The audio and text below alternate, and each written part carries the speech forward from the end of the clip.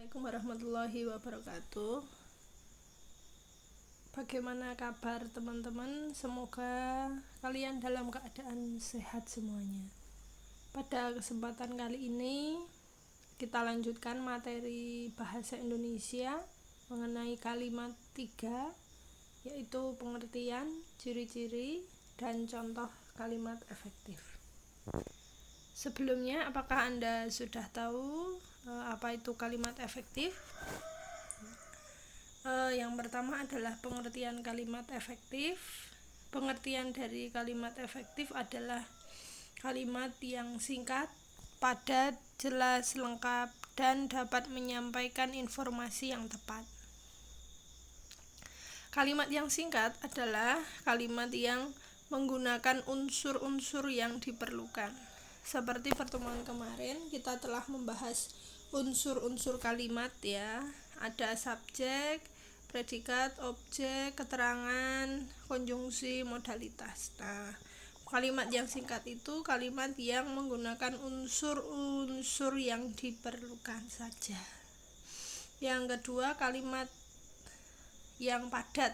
Kalimat yang padat di sini artinya mengandung makna syarat dengan informasi yang terkandung di dalamnya.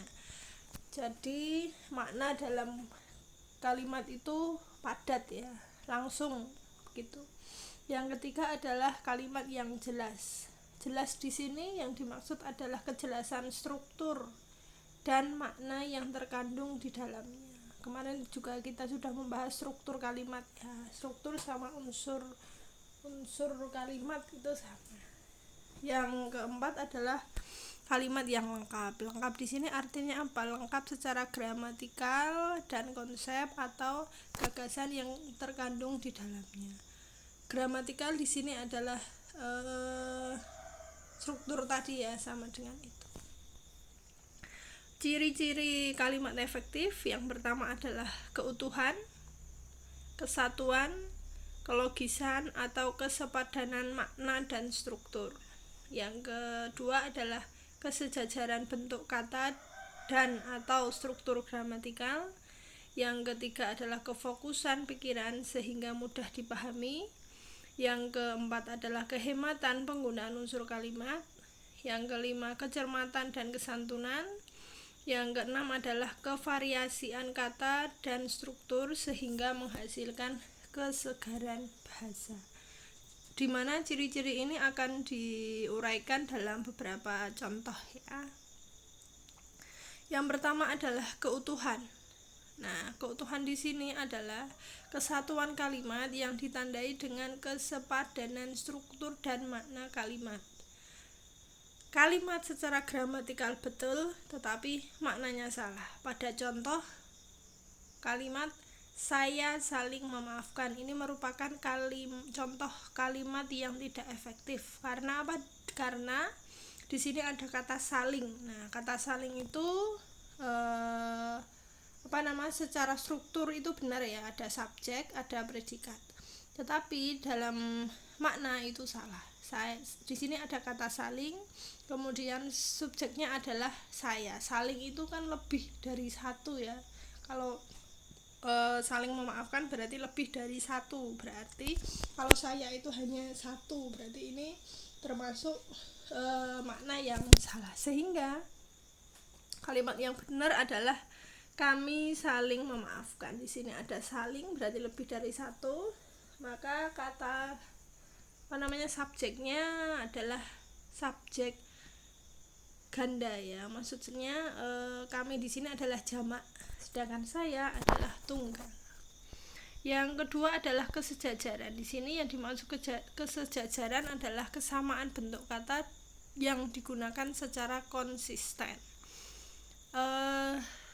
Dapat dilihat dari contoh kalimat penulis melakukan langkah-langkah, pertemuan dengan PA, mengajukan topik, melaporkan kepada ketua jurusan, bertemu pembimbing. Nah, di sini merupakan kalimat yang salah karena tidak sejajar. Di situ ada kata pertemuan mendapat imbuhan per an, kemudian ada kalimat kata berikutnya adalah mengajukan, mendapat imbuhan mekan, kemudian melapor imbuhan me, kemudian ada bertemu mendapat imbuhan ber ya. Ini tidak betul ya, maka yang benar atau yang efektif adalah penulis melakukan langkah-langkah menemui PA, mengajukan topik, melaporkan kepada ketua jurusan, menemui pembimbing. Jadi kesejajaran ya, kesejajaran di sini menggunakan imbuhan me semuanya. Ada yang mekan dan seterusnya. Yang ketiga adalah kefokusan. Nah, fokus di sini maksudnya fokus terhadap pesan terpenting agar mudah dipahami. Contoh kalimat yang salah yaitu pandai bergaul, pandai berbicara, dan pandai berkomunikasi adalah modal utama pemasar produk. Di sini ada kata pandai yang diulang-ulang ya, sehingga pesannya tidak tersampaikan. Maka kalimat yang efektif adalah pandai bergaul, berbicara, dan berkomunikasi adalah modal utama pemasar produk. Berikutnya adalah kehematan ya. Setiap unsur kalimat harus berfungsi dengan baik.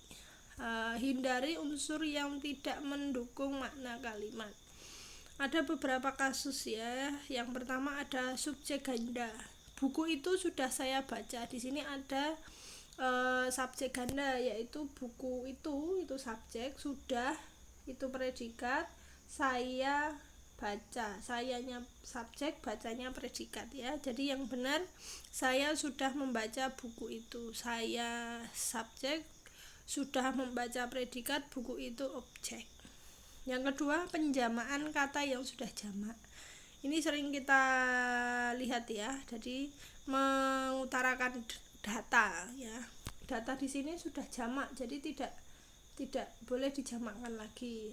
Biasanya ditulis dengan data-data gitu ya, karena data itu sudah jamak. Yang ketiga adalah menggunakan bentuk singkatan, memberi teguran langsung, menegur. Nah, itu tidak efektif. Mengambil tindakan disingkat menjadi menindak. Yang keempat, menggunakan banyak kata aktif dan bertenaga. Ia berdiri lalu pergi. Nah, ini kan kalimatnya biasa nadanya, tidak bertenaga. Nah, bisa diganti dengan ia bangkit lalu pergi. Nah, di sini dengan mengubah kata berdiri menjadi bangkit, nah itu menjadikan kalimat itu bertenaga. Berikutnya adalah kecermatan dan kesantunan. Yang pertama adalah kecermatan ya. Ditentukan ketetapan pilihan kata. Contoh dalam penggunaan ialah dan adalah. Nah, kalau ialah itu diikuti dengan sinonim. Contoh, manusia ialah orang. Di antara kata ialah itu adalah sinonim. Manusia sinonimnya adalah orang, maka menggunakan kata ialah. Kemudian kalau kata adalah diikuti dengan definisi formal. Manusia adalah makhluk yang berakal budi. Nah, kata jadi di sini diperlukan kecermatan ya. Jadi penggunaan ialah dan adalah. Ini sering dijumpai ya. Jadi sama aja antara kata ialah dan adalah, padahal itu beda penggunaannya. Kalau ialah itu diikuti sinonim, kalau adalah itu diikuti dengan definisi formal. Yang kedua adalah kesantunan. Nah, kesantunan di sini adalah mengembangkan suasana yang baik, hubungan yang harmonis, dan keakraban. Ciri-cirinya adalah singkat, jelas, lugas, dan tidak berbelit-belit. Contoh, sebagaimana telah ditetapkan, pekerjaan itu biasanya dikerjakan 2 kali seminggu. Nah, di sini tidak hemat ya, tidak berbelit-belit. Yang kalimat ini adalah berbelit-belit ya. Bisa disingkat menjadi telah ditetapkan bahwa pekerjaan itu dilakukan 2 kali seminggu. Nah, menghilangkan kata sebagaimana telah ditetapkan. Berikutnya adalah kevariasian. Nah, ini dapat dilakukan dengan variasi struktur diksi, gaya bahasa, sehingga tidak mengubah makna kalimat. Jadi ini maknanya sama tapi struktur, diksi, dan gayanya berbeda ya. Oke, kalimat berimbang, kalimat majemuk setara. Kedua orang tuanya bekerja di perusahaan dan ketiga anak mereka belajar di sekolah ya. Kemudian kalimat yang kedua mengubah fungsi klausa kedua dari klausa koordinatif dengan klausa utama menjadi klausa sematan. Bisa diganti dengan kedua orang tuanya bekerja di perusahaan ketika ketiga anak mereka belajar di sekolah. Di sini ada konjungsi dan ya. Kalau yang nomor 1 berimbang berarti konjungsinya dan, kemudian yang kedua adalah konjungsinya ketika. Yang ketiga bisa diubah menjadi kalimat berkelimat, menempatkan klausa sematan pada awal dan klausa utama di akhir. Ketika ketiga anak itu belajar di sekolah, kedua orang tua mereka bekerja di perusahaan. Yang berikutnya adalah ketepatan diksi. Kemarin kita sudah membahas diksi ya. Nah, setiap kata harus mengungkapkan pikiran secara tepat. Harus bisa membedakan sinonim, struktur idiomatik, ketetapan, dan kesesuaian tersebut. Yang berikutnya adalah ketepatan ejaan. Nah, di sini ejaan yang kemarin sudah kita pelajari juga ya. Kualitas penyajian dapat ditentukan dari ketepatan penggunaan ejaan. Contoh pada kalimat paman kami belum menikah. Di kalimat pertama ini masih bingung siapa yang belum menikah. Ya, kalau di kalimat 2 sudah jelas, paman kami belum menikah, berarti yang belum menikah adalah kami. Di kalimat ketiga, paman kami belum menikah, siapa yang belum menikah? Paman kami ya. Kemudian kalimat yang keempat adalah paman kami belum menikah, siapa yang belum menikah? Paman dan kami. Nah, ini perlu diperhatikan juga. Berikutnya adalah kesalahan kalimat ya. Bisa berupa kesalahan struktur, kesalahan diksi, dan kesalahan ejaan. Contoh kesalahan struktur. Yang pertama, jika ada sebuah kalimat aktif tanpa subjek. Nah, ini yang sering dilakukan oleh teman-teman biasanya dalam membuat makalah ya, bab 2. Menurut ahli hukum mengatakan, nah di sini tidak ada subjeknya karena menurut itu merupakan kata kerja di awal ya. Oke, maka struktur kalimat yang benar adalah ahli hukum mengatakan. Jadi subjeknya adalah ahli hukum. Yang kedua, menempatkan kata depan di depan subjek. Dengan kata depan ini subjek berupa fungsi menjadi keterangan. Contoh, di Jakarta memiliki pusat perdagangan terbesar di Asia. Ini merupakan kalimat yang salah karena diawali dengan kata depan ya, sehingga fungsinya bukan subjek lagi tetapi menjadi keterangan. Maka bisa diganti dengan Jakarta memiliki pusat perdagangan terbesar di Asia, atau di Jakarta terdapat pusat. Itu. Yang ketiga adalah tanpa unsur predikat. Menempatkan kata yang di depan predikat. Dengan kata ini predikat berfungsi menjadi perluasan subjek. Kata yang salah, petani yang bekerja di sawah. Di sini ada kata yang, sehingga ini fungsinya menjadi subjek karena menerangkan subjek ya. Yang bekerja di sawah ini menerangkan petani, maka ini subjek semua kalimat yang pertama. Kemudian kalimat yang benar yang kedua adalah petani bekerja di sawah. Di sini petani sebagai subjek, bekerja predikat, di sawah keterangan tempat. Yang keempat adalah menempatkan kata depan di depan objek. Nah, seharusnya kata kerja transitif langsung diikuti objek dan tidak disisipi kata depan. Ini yang sering digunakan oleh teman-teman ya. mereka mendiskusikan tentang. Nah, di sini sudah ada kata tentang ya. Mendiskusikan, jadi mendiskusikan itu sudah berarti tentang ya. Oke, jadi cukup menulis mereka mendiskusikan titik-titik. Yang kelima adalah menempatkan kata hubung intra kalimat tunggal pada awal kalimat. Nah, ini yang sering dilakukan juga ya, konjungsi intra kalimat. Jadi konjungsi yang seharusnya dalam satu kalimat dijadikan lebih dari satu kalimat. Contoh, ia pandai sehingga selalu mendapat beasiswa. Di sini ada konjungsi intra kalimat di dalam satu kalimat, yaitu sehingga ya. Konjungsi ini bukan merupakan konjungsi antar kalimat ya, menghubungkan kalimat satu dengan kalimat yang lain itu bukan. Maka kalimat yang benar adalah ia pandai sehingga dan bla bla bla bla. Yang keenam adalah berupa anak kalimat atau klausa atau penggabungan anak kalimat. Ini pada kalimat meskipun sudah kaya raya tetapi ia tetap bekerja. Ini tidak benar ya. Di sini ada dua konjungsi, yaitu meskipun dan tetapi. Dalam satu klausa ya tidak boleh menggunakan lebih dari satu konjungsi. Sehingga kalimat yang benar adalah meskipun sudah kaya raya ia tetap bekerja keras. Yang ketujuh adalah salah urutan ya. Salah urutan di sini dalam kalimat buku itu saya sudah baca. Urutannya buku itu subjek, saya itu subjek, sudah baca predikat.